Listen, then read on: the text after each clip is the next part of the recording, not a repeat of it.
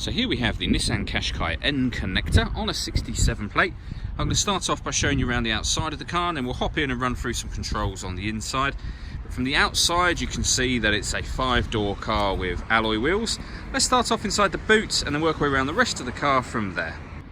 Okay, so as we approach the back of the car, you'll see we have reversing sensors. This car's also got a 360 parking camera, which I'll show you when we're inside the car properly. Plenty of boot space as well, and that 60/40 split folding rear seat, and you can increase the boot space further by lifting, and if you wish to, removing both or either of these two tray sections. Okay, so we're just going to work our way back round to the front of the car, and then we'll hop in and run through some controls on the inside. But now that we've done a full circle of it, you can see it's in great condition the whole way round. Just briefly before we climb in, I think it's well worth seeing the interior from this exterior point of view. The seats are in great condition, as you can see. There's plenty to run through on the dashboard, so let's hop in and we'll do that right now. Okay, so now that we're inside the car, we're going to start with the dials. On the left-hand side, we have the rev counter, and on the right-hand side, the speedometer and fuel gauge. Above that, you can see the trip computer, which has got the total miles in there of 15,378. The information displayed in the trip computer itself can be changed using buttons on the steering wheel for various different pieces of information, including satellite navigation, your audio and phone settings, and eventually all the way back round to the beginning again. If we back out to the steering wheel, the buttons I was using just a moment ago to do that are these ones on the left. On the right hand side, we have cruise control and speed limiter, as well as phone controls at the bottom there.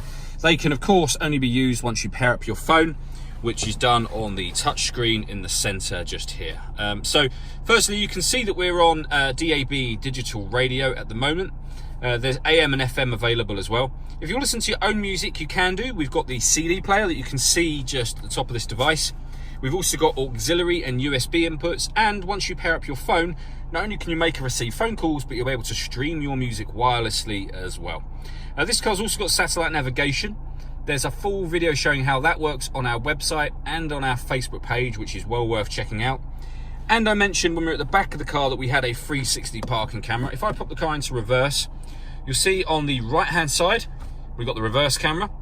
Color image with guidelines showing you where the car is headed in relation to the image that you see. And then on the left hand side, we've got the bird's eye view image of the car, exactly where it's parked at the moment. If we put it back into neutral, that'll disappear, but we can go one step further with the parking camera. We can have a front-facing camera and the bird's eye view, or a front-facing camera and the front passenger side wheel. So with all those cameras, it does make it very easy to park.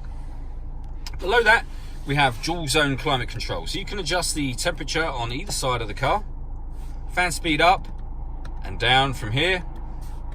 When you're happy with those settings, you can determine where within the car you'd like the air to be distributed, and then hit that button to turn the air conditioning on, or hit auto, and the car will maintain those temperatures by keeping control of the fan speed itself. You can override that at any time you wish to put it back into a manual setting. At the bottom here, we have a 12-volt charging socket, electronic handbrake with auto hold function, and a 6-speed manual gearbox. Just going to finish on the panoramic glass roof.